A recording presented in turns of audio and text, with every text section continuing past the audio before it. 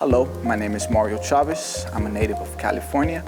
I currently reside in Belmont, Iowa, and I'm currently in the Industrial Systems Technology program.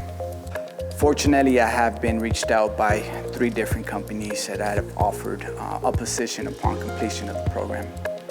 The reason I chose the IST program is due to the demand in electrical technicians and also the curiosity that I always had behind mechanical and electrical functions and machines. The demand is there. The future of technology is evolving faster than the industrial field can keep up with.